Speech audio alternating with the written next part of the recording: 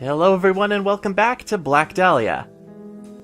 Last time we entered the movie business, saw the set, went over to Al King's house, went through a bunch of his stuff and got some information, including that Winslow picked up and vandalized a black marble sarcophagus in Farron's Hill Cemetery, and apparently left a lot of vandalism and other things behind.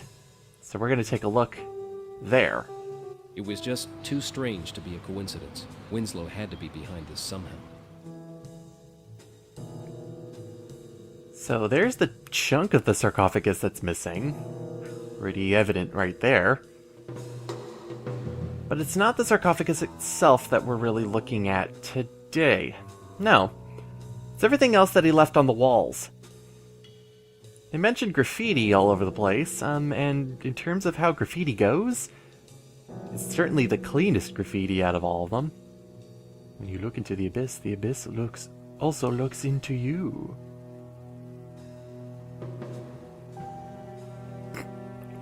I have become death, the destroyer of worlds! It's the only way I can say that because, yeah. If you remember also, Winslow has the Dahlia, so he's pretty much just dancing around all happy now that he has it, and pretty much all the control he could possibly want. It's, let's just say it's going to his head a little bit.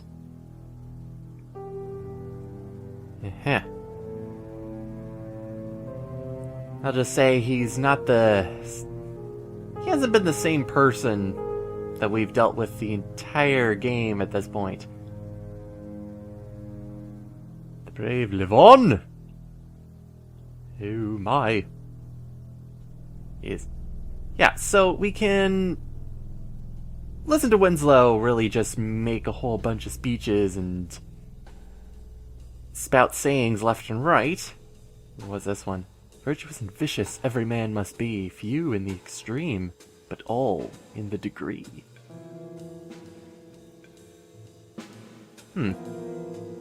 Anyway, two things that are in the cemetery that we're interested in. One is this jar. Kind of all on its lonesome. Has a note for us, specifically addressed to us. Yeah, and we're going to be looking at this a couple times. Here's a hint that you can spot from miles away. I'll bet you have to look at it 100 times before you get it. There's also a symbol on the top right-hand corner. Looks familiar. Inside of it, 165. But yes, this is simply just a clue that we need to deal with. Because our main entire puzzle that we're going to be looking at today in this video encompasses one puzzle.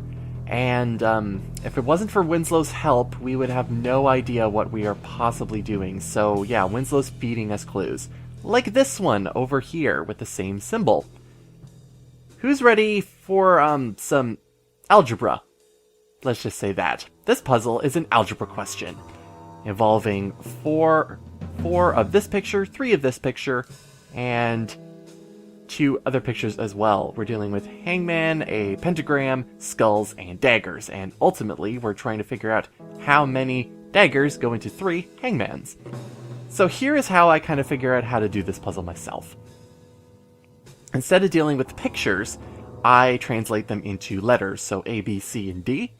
We know how to do conversions on 2 of the pictures, and we have one equation that we're dealing with here. So, like any algebra question, we're really trying to diminish the amount of information that is in the equation. So we're trying to get 18D by itself. So, let's see what we are able to, say, convert into the same picture so that we can either add or subtract them from each other. What we can do is, based on how many A's go into how many B's, we can divide that by 2 to realize that not only does 4 A's goes into 6 B's, but 2 A's go into 3 B's. So 2A can actually be converted into 3B.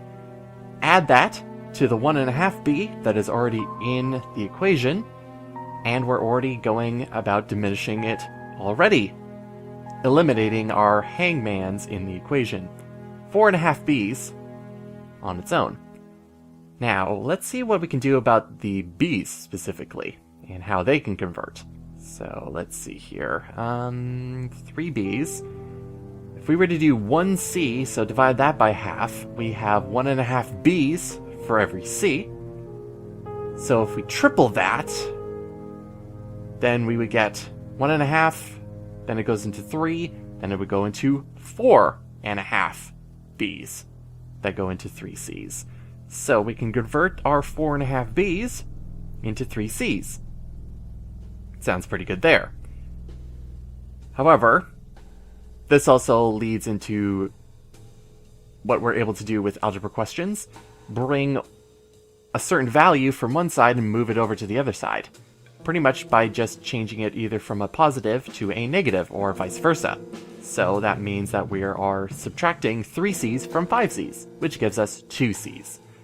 2 C's equal 18 D's. But we're not looking for C's, we're looking for A's, in this case, the hangmans. So we need to do some more conversions back into the proper picture. So let's see, 2 C's, like we already have up in the information above, is equal to 3 B's. So let's continue the conversion. 3 B's also equal 2 A's. It's actually something that we've already done, so that information's already there for us. So instead of 2 A's, or instead of 2 C's, we can do it 2 A's. Almost there. We're looking for 3 A's instead. So there's a couple ways you can do this. You can either double the amount of A's that you're dealing with, therefore doubling the amount of D's as well. Or you could go the other way around and actually half the amount of A's. So 1 A would equal 9 D's, and this would give you the amount of D's per A. Ultimately, 3 A's equals 27 D's, which is the number that we are looking for in the ultimate question. 27. This is only one part of the puzzle that we are needing to do there. It's, if you are familiar with algebra, it's not that difficult to do, but it might be a while since you probably have done a question like that, so I don't blame you. Just remember that all of this information was inside of that logo that we have seen before, and it's actually back at Al King's house.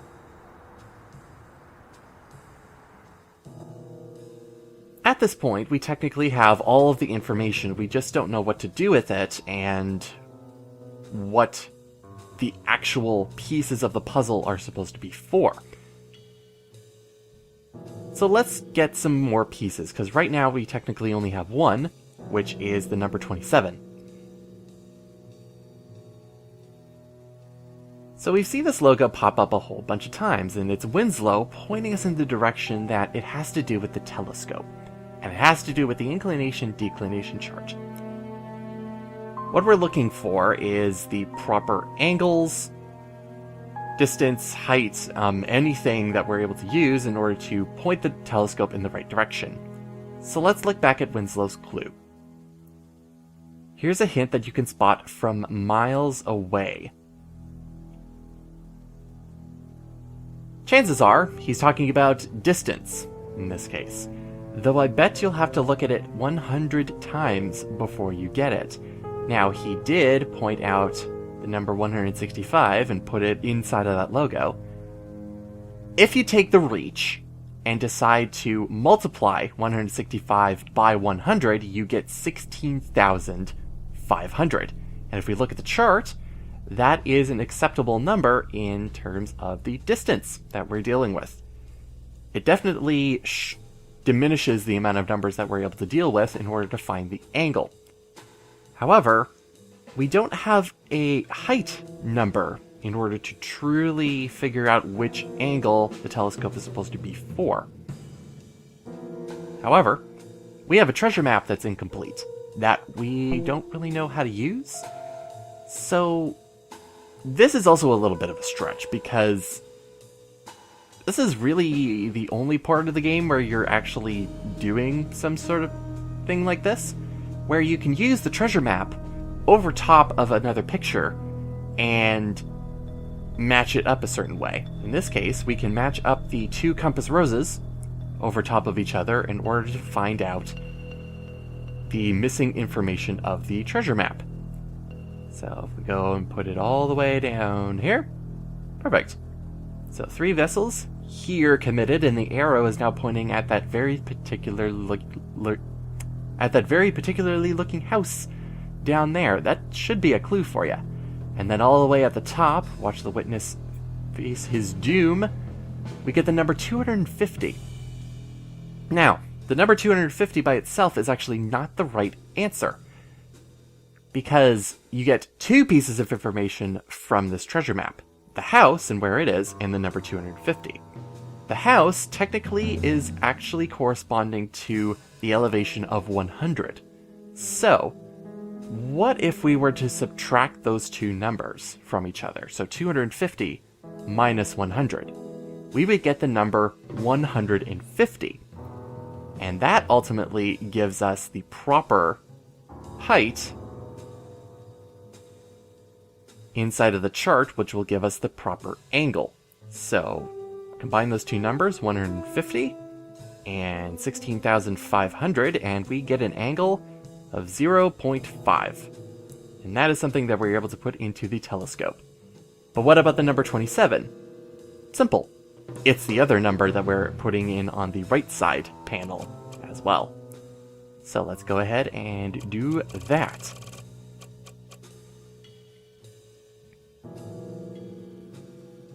Again, thanks, Winslow, for pointing us in the right direction, because we would have no idea what we're doing otherwise. So I will see you next time, everyone, because a scene is going to happen right now, and I'm not going to interrupt it. See you next time, everyone.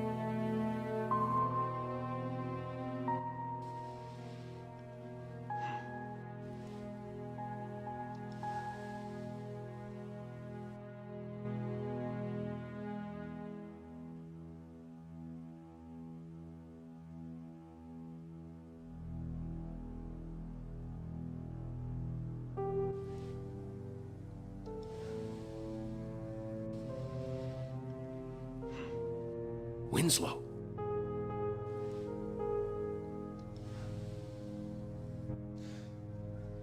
Jim, what's wrong?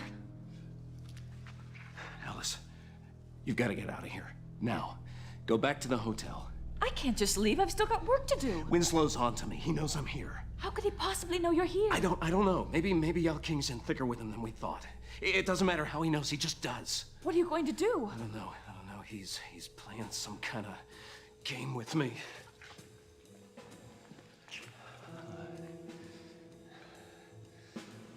There. That's where he is. It's gotta be. Jim, you're scaring me.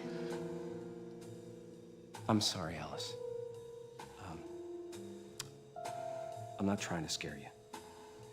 It's Winslow. I have never seen anybody as cold and evil, and you have no idea what he's capable of. And the thought of him finding you here, hurting you, it's just driving me crazy. So please trust me, okay? Just go back to the hotel room. Go back to your room and wait there for me. And don't open the door for anyone else. All right, Jim, I'll go. Promise me you'll be careful.